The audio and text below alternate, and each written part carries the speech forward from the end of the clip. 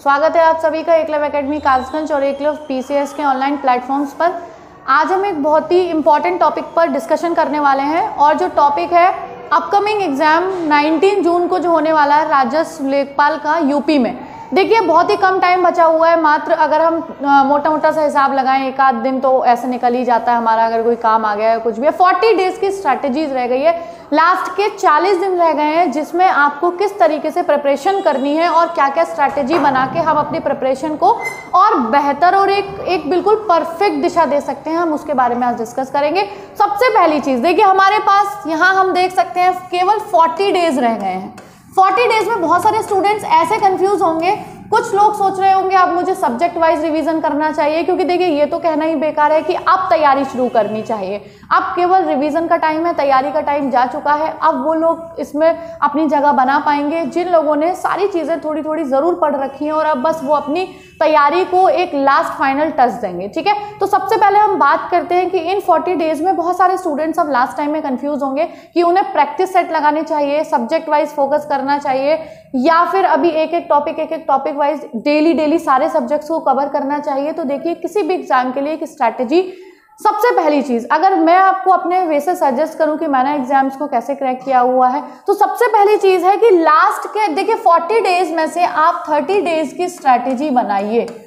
30 days में आपको क्या कवर करना है, कौन सी आपकी वीकनेस है, आपको किसको कवर करना है, क्योंकि लास्ट के जो 10 डेज होंगे, लास्ट के जो 10 डेज हैं उसमें केवल और केवल आपको प्रैक्टिस सेट लगाने हैं।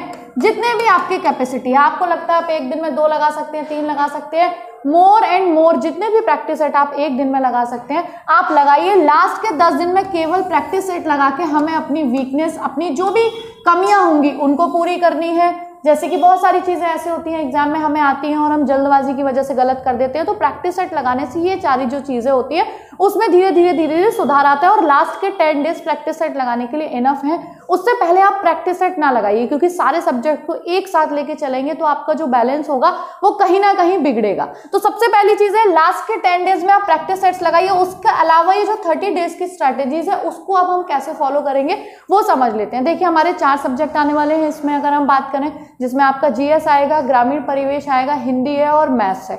और देखिए ऐसा नहीं हो सकता कि सभी के चारों सब्जेक्ट बिल्कुल स्ट्रांग होंगे। जरूर अगर कोई जीएस वाला होगा तो उसको मैथ्स का फोबिया होगा और मैथ्स वाला होगा तो उसको जीएस का फोबिया होगा। हो सकता है हिंदी और ग्रामीण परिवेश सबका एवरेज हो या सब लोग कवर कर पा रहे हो, लेकिन हिंदी वो मैथ्स में और जीएस में कहीं ना कहीं जो है वो कंपैटिबिलिटी होना मुश्किल हो जाता है। ठीक है, तो हम बात करते हैं कि किसकी क्या वीकनेस है और किसको पहले अब क्या कवर करना चाहिए। तो सबसे पहले अगर हम बात करें कि देखिए आज क्या तारीख हो गई है, ये 6 तारीख को मैं ये वीडियो बना रही हूँ। ठीक है, तो अगर आप ये स्ट्रैटेजी एक बार देखने के बाद फॉलो भी करते हैं, मान लीजिए कल मॉर्निंग से आप फॉलो करना स्टार्ट करते हैं, तो सबसे पहले मेरा सजेशन ये है कि अभी आपको लगता है कि ये वाला सब्जेक्ट आपका अभी भी वीक रह गया है या अभी आप कवर नहीं कर पाए हैं, तो सबसे पहले उस सब्जेक्ट को एक बार पूरा पढ़ते जाइए। मतलब कि लास्ट के मान लीजिए आपके पास 15 तारीख 15 मई कल 7 हो जाएगी, यानी कि आपके पास 8 डे हैं। 8 डेज में आप कोशिश करिए कि आपका जो भी वीक सब्जेक्ट है, किसी का जीएस होगा, किसी का मैथ्स होगा और हिंदी और ग्रामीण परिवेश भी अगर आपको लगता है कि आप नहीं पढ़ पाए हो, तो स्टार्टिंग के ये 8 डेज आप उस सब्जेक्ट को दीजिए जो आपको लगता है कि अभी वीक है और आप सबसे ज़्यादा इसमें लैग कर सकते हैं, यानी अभी आपकी इसकी प्रिपरेशन नहीं है। तो 15 तारीख तक आप 15 मई तक काम करिए कि उस सब्जेक्ट पे अपनी कमांड बनाइए। अब कमांड कैसे है कि पहले एक बार उसे देखिए, पढ़ने के भी तरीके होते हैं, ऐसा नहीं है कि एक बार में आपको चीज़ें याद होती जाएंगी। तो आप एक बार में किसी भी चीज़ को याद करने की कोशिश ना करिए, आप पहले एक सब्जेक्ट को उठाइए और उसे एक बार उसको पूरा पढ़ लीजिए जो भी सिलेबस में दे रखा है, क्योंकि उससे पूरा आइडिया हो जाता है कि अब हमें कहाँ पे कौन सी चीज़ क्या ज़्यादा पढ़नी है, क्या हमें कम समझ आई और क्या ज़्यादा समझ में आई। जब आप उसको एक बार में पढ़ते जाएंगे फिर आप दोबारा से उस पर आइए, फिर उसके संग संग ऑब्जेक्टिव लगाइए और जो भी पार्ट आपको इंपॉर्टेंट लगा या लगता है कि प्रीवियस ईयर में पूछा गया फिर आप उसको कवर करते जाइए।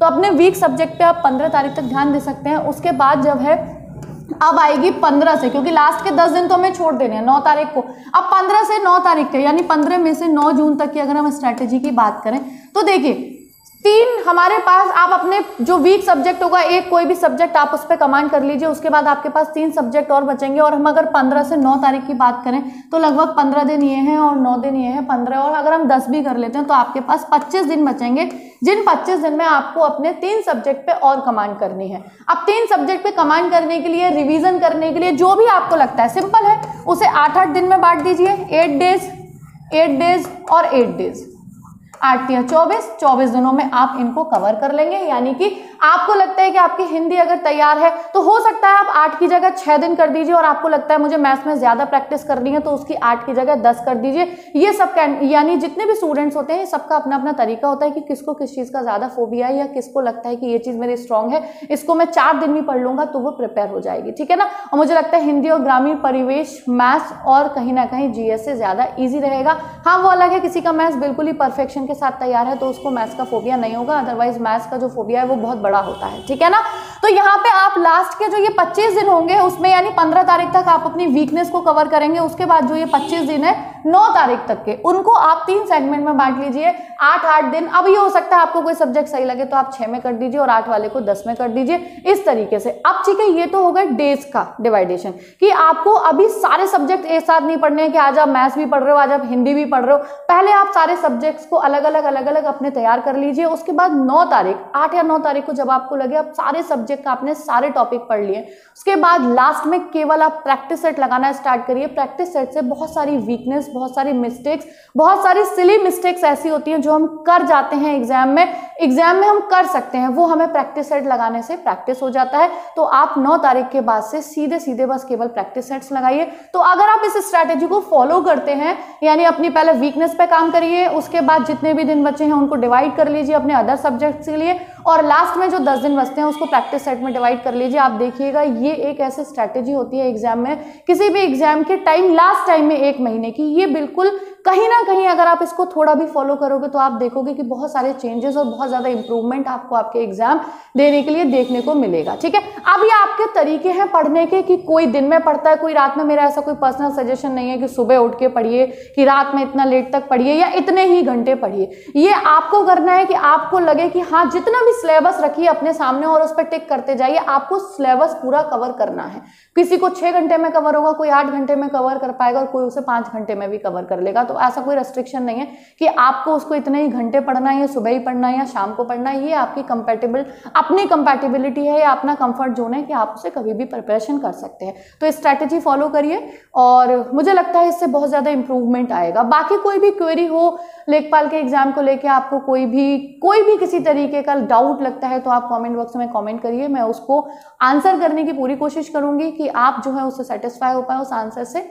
और बाकी जुड़े रहिए चैनल से, आगे भी बहुत सारे एग्जाम्स की स्ट्रैटेजीज, रीजनिंग, जीएस, बाकी अन्य जितने भी सब्जेक्ट्स हैं उनके वीडियो से जुड़े रहने के लिए चैनल को सब्सक्राइब कर लीजिए, वीडियोस को लाइक करिए। Thanks for watching, next video में मिलते हैं।